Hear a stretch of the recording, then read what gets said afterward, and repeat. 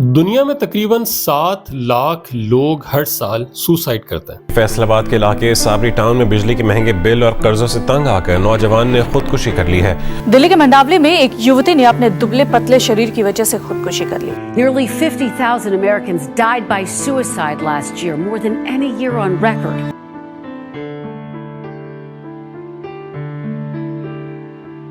مطلب اپنے آپ کو موت کے گھاٹ اتار دیتے ہیں۔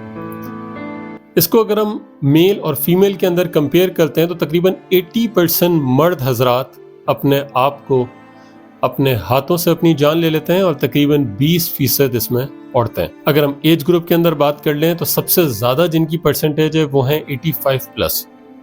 اور پھر ایک بہت ہی چونکا دینے والی بات جو سیکنڈ نمبر پہ آتے ہیں وہ ہیں 25 سے 34 ایئرز تک کے لوگ جو سب سے زیادہ خودکشی کرتے ہیں۔ It's all about 19.5%۔ یہ اسٹیٹسٹکس میں آپ کو کیوں بتا رہا ہوں؟ میں آپ کو اس لیے بتا رہا ہوں کہ آج ہم اس کے پیچھے کا ریزن جان سکیں۔ یہ میرے لیے، آپ کے لیے، ہم سب کے لیے بہت امپورٹنٹ ہے کہ ہم جان پائیں کہ ایسا کیا ہوتا ہے کہ ہمارے پاس خودکشی کے علاوہ اور کوئی راستہ ہی نہیں بچتا۔ چلیں، اگر میں یہی سوال آپ سے پوچھوں کہ لوگ خودکشی کیوں کرتے ہیں تو آپ کیا کہیں گے؟ کہ شاید ان کے پاس ایسا کوئی راستہ ہی نہیں بچتا۔ ان کو لگتا ہے کہ ہماری زندگی ختم کر لینا اس وقت سب سے بہترین حل ہے۔ وہ فائنینشلی پرابلم میں پھنس چکے ہوتے ہیں یا فیملی کی پرابلم میں پھنس چکے ہوتے ہیں، یا اگر وہ میاں بیوی ہوتے ہیں تو ان کی آپس میں بن نہیں رہی ہوتی، یا طرح طرح کی پرابلمز ان کو ہوتی ہیں، اس لیے وہ سوسائڈ کر لیتے ہیں۔ تو یہ جو آپ اور میں اس وقت بیٹھ کے بات کر رہے ہیں کہ فائنینشلی پرابلم ہو سکتی ہے، فیملی کے ساتھ کوئی پرابلم ہو سکتی ہے، اور وہ اس اسٹیج پہ آ جاتے ہیں، وہ اس کنکلوژن پہ آ جاتے ہیں کہ اب مجھ میں ہمت نہیں ہے، اب مجھ میں یہ طاقت نہیں ہے کہ میں ان حالات سے نکل پاؤں، تو اس بندے کو لگتا ہے کہ شاید خودکشی کر لینا ہی سب سے آسان طریقہ ہے۔ سوسائڈ کے پیچھے کے ریزن کا ایک نام دوں کہ اس کے پیچھے کا ریزن کیا ہے تو وہ ہے ول پاور۔ اس بندے کے اندر یا اس بندی کے اندر یہ ول پاور ہی ختم ہو جاتی ہے کہ میں اس پرابلم سے نکل پاؤں گی۔ ول پاور ہے کیا؟ ول پاور ایک ایسے ایموشن کا نام ہے، ایک ایسی ایبلٹی کا نام ہے جو ہمیں شاید لگتا ہے کہ سب کے اندر نہیں ہوتا۔ مطلب شاید ہمارا پرسیپشن یہ ہے کہ یار اس بندے کے اندر ول پاور بہت ہے، اس بندے کے اندر ول پاور بہت کم ہے۔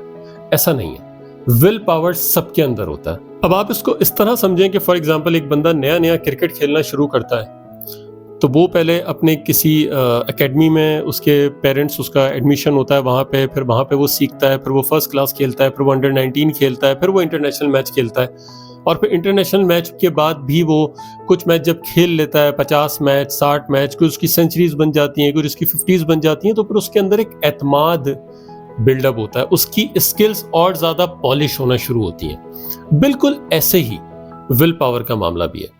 ول پاور نام ہے اعتماد کا، یقین کا، اپنے اوپر بلیف کا، یا اگر میں اس سے بڑھ کے کچھ کہوں تو اپنے اوپر کنٹرول کا۔ ہمارے اوپر یہ کنٹرول ہو، ہمیں پتا ہو کہ ہاں یار یہ جو پرابلم آئی ہے نا، اس سے میں نکل پاؤں گا، چاہے یہ فائنینشیل پرابلم ہے، میں گر تو گیا ہوں پر میں پھر اٹھوں گا اور میں آگے بڑھوں گا۔ یہ جو ول پاور ہے، یہ جو یقین ہے، یہ آپ کو آتا ہے پریکٹس سے۔ آپ کہیں گے ول پاور کی پریکٹس کس طرح ہو سکتی ہے؟ بالکل ول پاور کی پریکٹس ہوتی ہے۔ ہم جب بچے ہوتے ہیں، ہم جب چھوٹے ہوتے ہیں تو ہمیں چلنے میں بڑی پرابلم ہوتی ہے۔ جب ایک بچہ چلنا سیکھتا ہے تو بہت گھبرا کے چلتا ہے، پھر جب وہ چلنا سیکھ جاتا ہے تو پھر وہ بھاگنا بھی سیکھ جاتا ہے۔ یہ جو ول پاور کی پریکٹس کی بات ہے نا، اس کو ہم اس طرح سمجھتے ہیں کہ آپ نے کبھی کسی اسپورٹس پرسن کو خودکشی کرتے ہوئے سنا ہے یا دیکھا ہے؟ آپ نے نہیں دیکھا ہوگا، میں نے تو اپنی زندگی میں یہ کبھی نہیں سنا۔ کیوں؟ اس کی مین وجہ یہ کہ ان کی گراؤنڈ کے اوپر بہت زیادہ پریکٹس ہوتی ہے۔ ان کو پتا ہوتا ہے کہ ہارا ہوا میچ جیتتے کس طرح، ان کو پتا ہوتا ہے کہ گرنے کے بعد اٹھنا کس کا نام ہے، ان کو یہ سب پتا ہوتا ہے۔